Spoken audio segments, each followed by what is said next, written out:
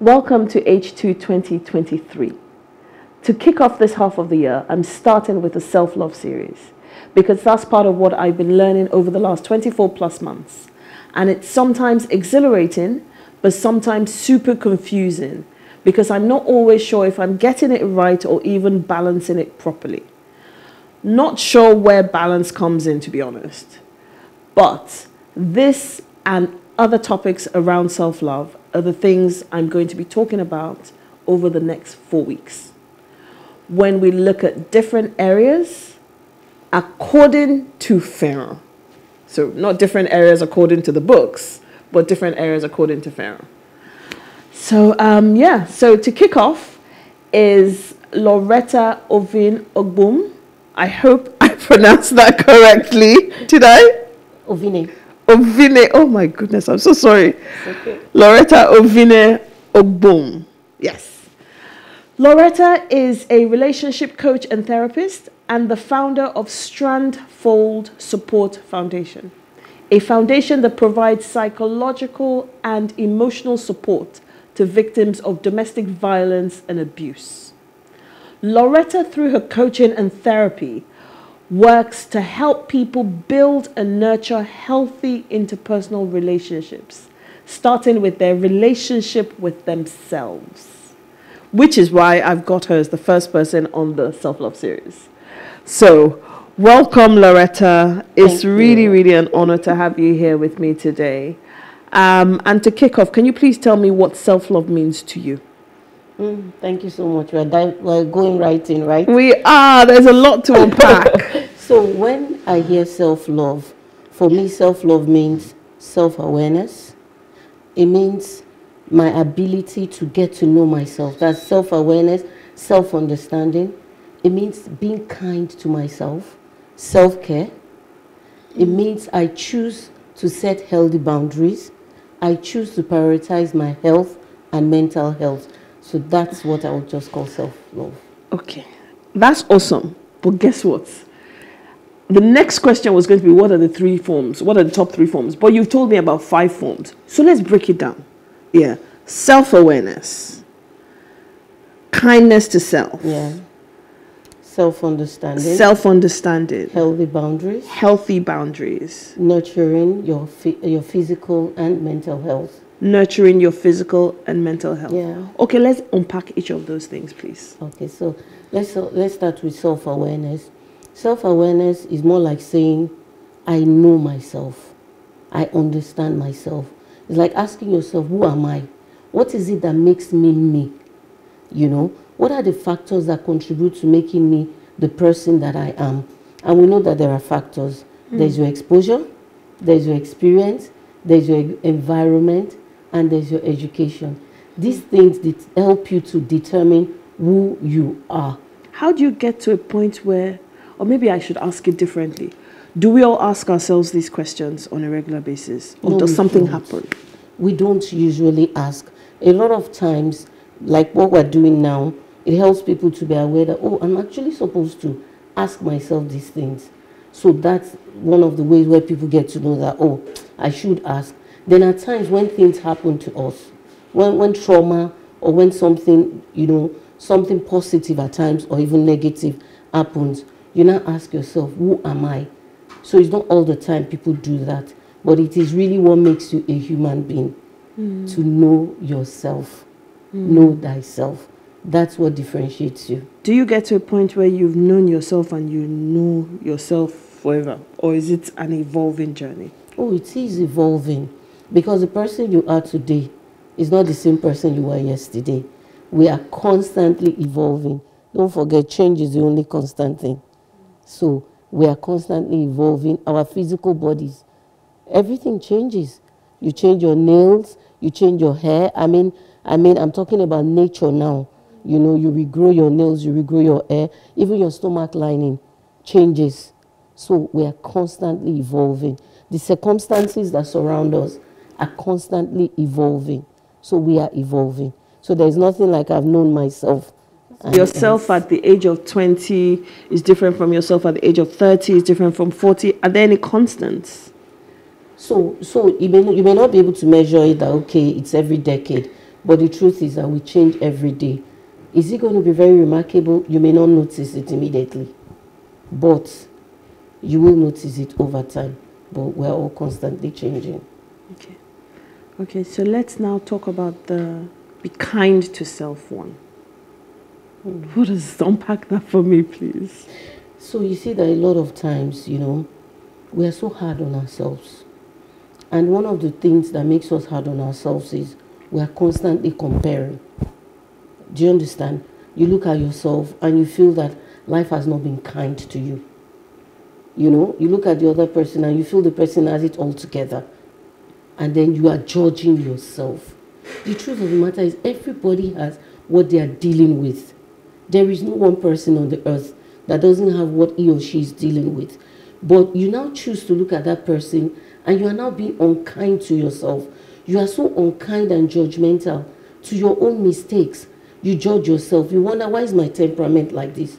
Why can't I keep quiet? You look at your neighbor, oh, the person is so calm and collected, and you are not wired like that. Your personality, you know, so you judge yourself based on the other person, and then you choose to be unkind.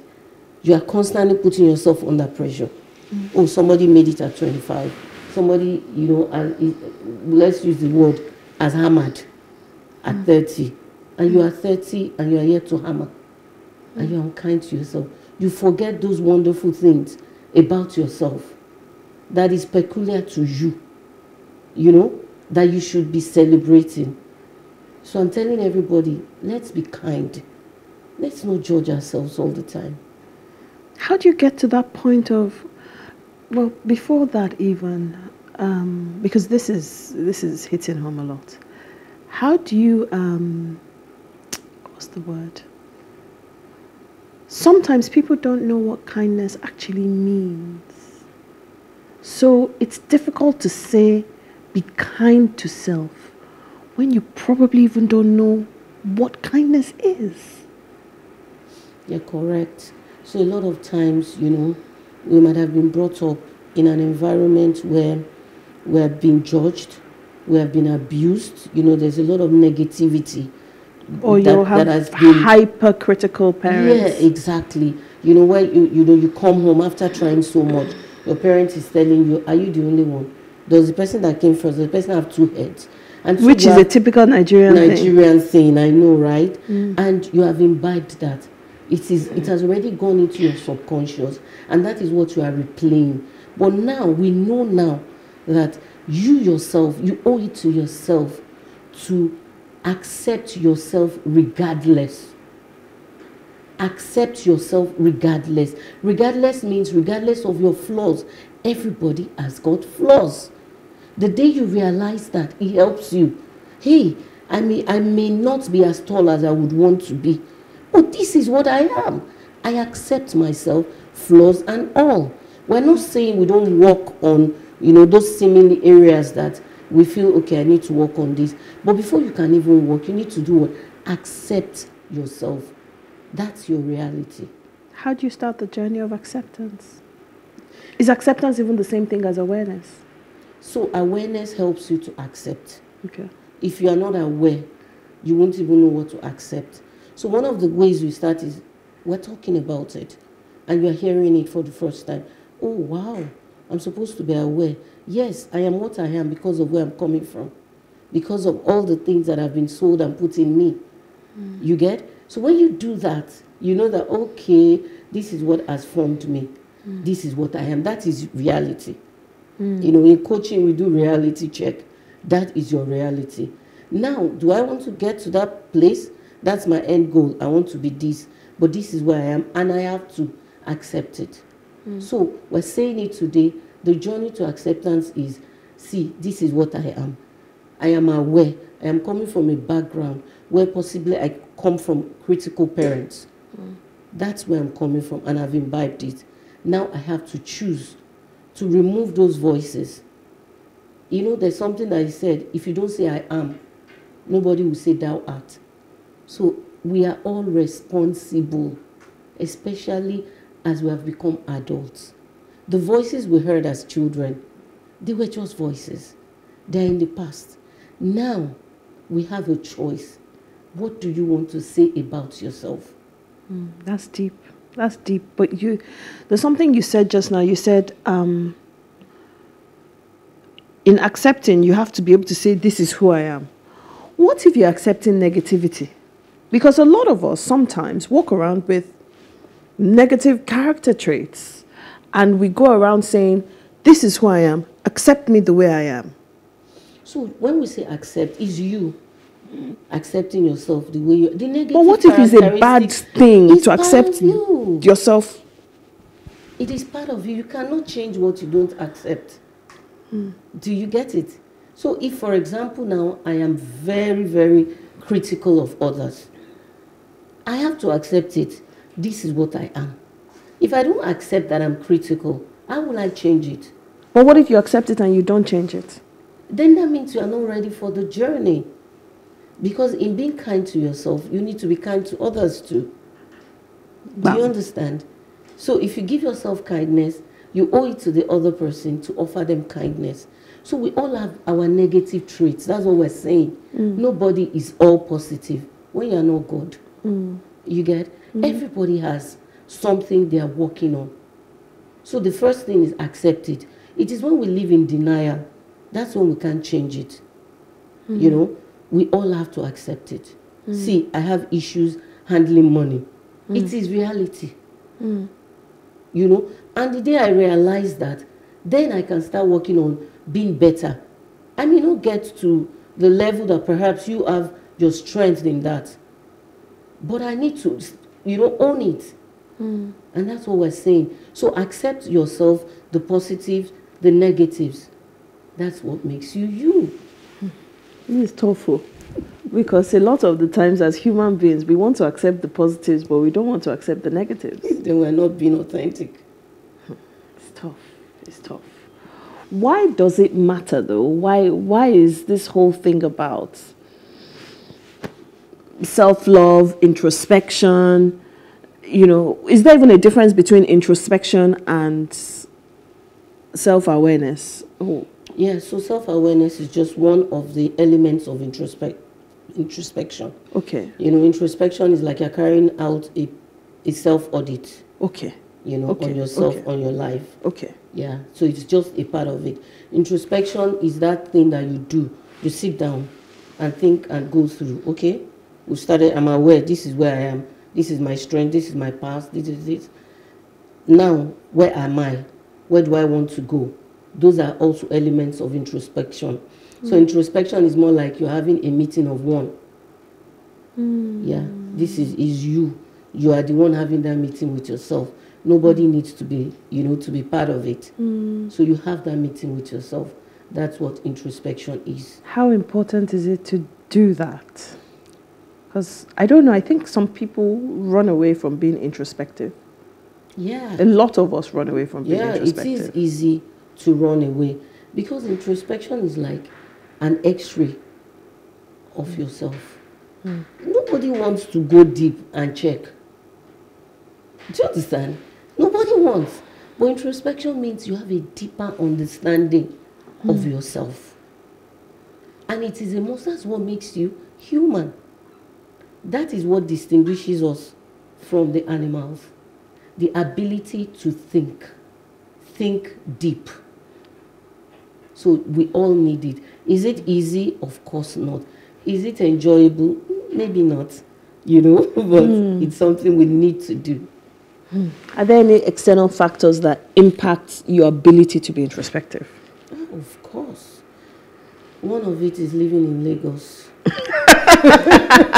Like somebody said, Lagos is conspiracy against long life. The stress, you know. Very so true. Is it when you are busy jumping from one bus to the other, or you are in traffic for 4 hours, that you will be introspecting? At that point, you are on edge. You are stressed. So stress, busy lifestyle plays a very major role, you know. Also, this thing we call social media. I know, thread just came out. Now all of us are threading. We are busy threading. We're still trying to figure out if threading is the right word.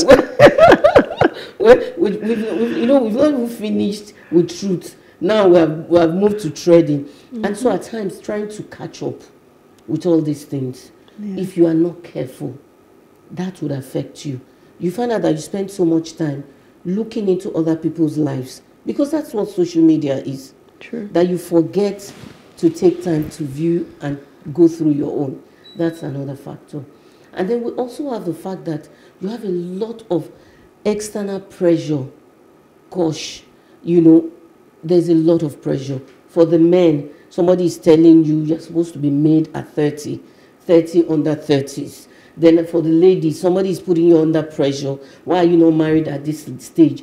For, you know, there's so much. Even for the children, we are putting them under pressure. You're supposed to finish secondary school by this time. You're supposed to do this. You're supposed to. So those are also factors, you know, that affect introspection. And then what are the benefits of being introspective? Do we need to say it? We've been saying it. First of all, you get to know yourself. You get to understand yourself. You get to love yourself. You get to accept yourself. And you know, when you do that, that gives you so much peace that, hey, this is what I am. This is who I am. And then you are able to have authentic relationships because you are bringing your true self to the relationships. And when you're authentic, you know, it helps people gravitate towards you. It's not like you are like this today, tomorrow you're like that. They can, you know, people can say, oh, this my friend. So it helps with authentic relationships. It also helps you achieve your goals, you know, because by then you know why you're setting your goals. You know that, oh, I'm doing this because of this. It reduces your pressure and it helps you set healthy boundaries. Boundaries are something that we are dealing with in Nigeria. I was just going to say, tell me about boundaries. Talk to me about boundaries, please. So boundary is you telling people how to treat you. That's what boundary is, and which means you accept when people tell you how to treat them too. So in our society, we've not been brought up to respect and accept boundaries, you know. That is why, even from when you are small, it's, you know, this is our communal life. There's a way, if we don't balance it, we tend to go into other people's boundaries. And, you know, the boundaries of your time. You know, I was working with a lady and she was so stressed down to her health is collapsing. We're doing chemo. And digging down, it's just a matter of boundaries from work. So you find out that you are working, you're supposed to work a certain number of hours, but there's no balance. Your boss can call you up midnight. You know, we don't have respect for people's time. You know, we don't realize that when this person is off the clock, let the person have time with their family. Your boss calls you up, you don't know how to say, oh boss, can I do this tomorrow? Because we have been wired not to speak up. So our time is there. Even as beautiful as religion is, if you are not careful, you end up, you know, you can only do so much. You can only be in so many committees. But they are calling you because you are very active. Oh, sister this, we need you. Sister this, we need you. If you're not careful, you know, it happened to me. At a point, my 4-year-old at that point had to call, Mommy, I don't understand. You're never available. You're always going to church, always going. I had to take a step back. Do you understand? So these are part of where we're not saying don't be committed. Do you understand? Religion, church, mosque is a major part of what helps us as individuals. But know your boundaries. Know your limits. You are not El Shaddai. Else you shall die. You know it. You know? So that's boundaries. Your time, your resources, your money. You are working for your money. You are earning 400K. Big, and somebody comes and you squeeze yourself and give the person 50K. That's a percentage of your income, and the person is saying, see what you can see.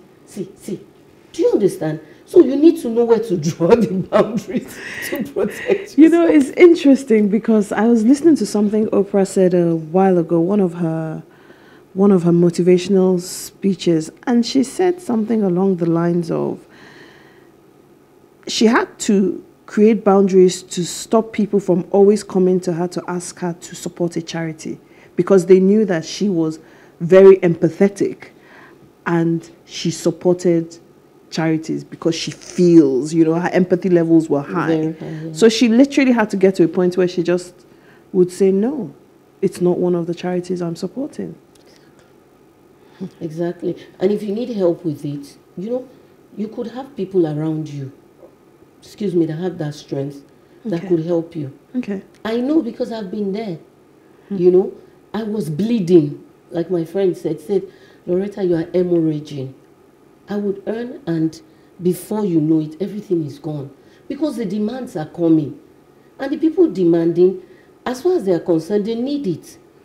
So let me interrupt you.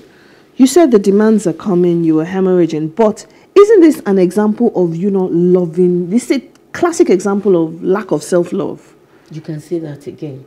Because if you really, really love yourself, would you put yourself under that level of undue pressure? You won't, but that's what we're saying. It took me, I had to coach myself. I had to go through a form of therapy to even realize that, so why are you doing this? And you have to put yourself first. I now decided, oh, me first. First bank. So when I do that, because if you are not, you can't pour from an empty cup. Yeah. So if you are not okay, you can only do so much. And the people are coming, as far as they are concerned, you know, if I'm coming to you, I only know of myself. You are the one that knows that like 200 people are coming. True. You know, like they say in Nigeria, cut tozo, cut shaki, cut bomo, all is from one cow. It's the same nama. True. So that is where you are the nama. And you are the one that will now determine that, okay, what is my priority? If I decide I want to save a certain percentage, I save that first. I now create a certain percentage for charity. I'm actually going to stop you there because I want you to now tell us, to round up, give us like 5 tips maximum on how to start this process of, I don't know whether it's regular or periodic introspection for the objective of loving yourself some more. I don't even know how to coin it. You're the expert, but 5 tips. Okay, so the first tip would be set aside time in your day. It could be first thing in the morning. It could be last thing at night. For some people, they like to do it first thing when you wake up. It doesn't have to be more than 5 minutes, you know, where it's all about you. Even if you're a busy mother, you can wake up earlier than, you know, every other person and just have that me time, you know, where you think about yourself. What do I want? Dream, you know, dream. So set that time. You also look for a quiet environment. So it could be, like I said, if you are with other people in the house and once everybody is up, it could be maybe earlier or when they go to bed. Just have that time in a quiet place for yourself. For some people, they like to go out. Like I read about a guy that just took the train from Abeokuta to Lagos. Why? He just wanted to clear his head. Wow. Sat in the train, was reminiscing and then reading a book, got down at Alagomeji, went to his own cinema, watched a movie, enjoyed himself and went back. That's how it should be, really. Yeah. So for some people, it could be a walk on the beach. Just do that. So you need it, the place, the time, the environment, you know, to do that. And then get help if you need. Therapy is not for when you have problems. Therapy is for you to help discover yourself. And we all need it. The questions the therapist will ask you will help you, you know, unravel who you really are. Therapy is amazing. Journaling, you know, write it down.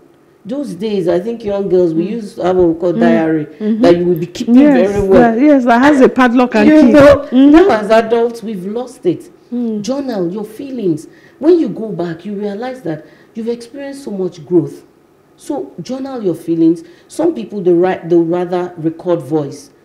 If you need to do that, do that. Write a letter to your younger self.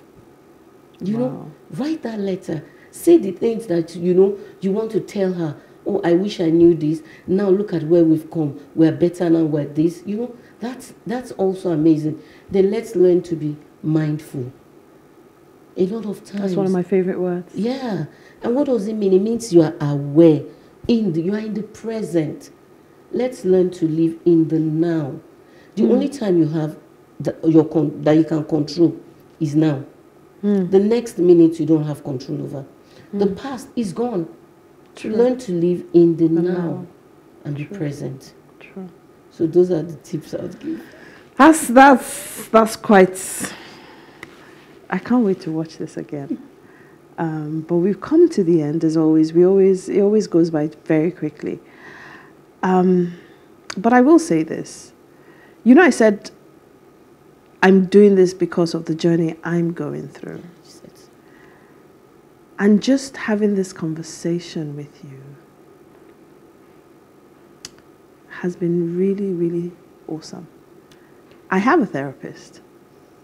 And I say to people that the last 2 years would not have happened without my therapist. The best thing I could ever have done for myself. You know, so I fully understand. And for anybody who is watching this and listening, honestly, without a clear understanding of who you are and loving yourself, we're just going to keep going round and round and round in circles. And really, my gift to everybody is my journey, you know, because I'm using my journey to hopefully impact others. So thank you so much. Honestly, this is deep. And it's just the beginning.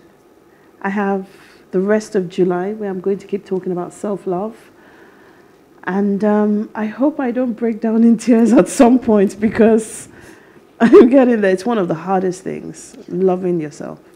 It's so hard, you know. And being introspective, like you said, X-ray. People don't do that enough. But you know, that introspection is the reason why I can confidently say that in the last 2 years, I have grown leaps and bounds. You know? So thank you. Thank you so much for doing this. Helen and Fumi will very quickly wrap up the show. So please stay tuned for a few more minutes. And if you missed any part of this segment, you need to watch it again, honestly. And keep watching, at least for the rest of July, where I talk about other areas of self-love. So thank you so much for staying with me for a few more minutes. Thank you so much, Lauretta, for coming. I can't wait to have you again. Thank you. Thank you. Thank you too. Enjoy the rest of the day, everyone.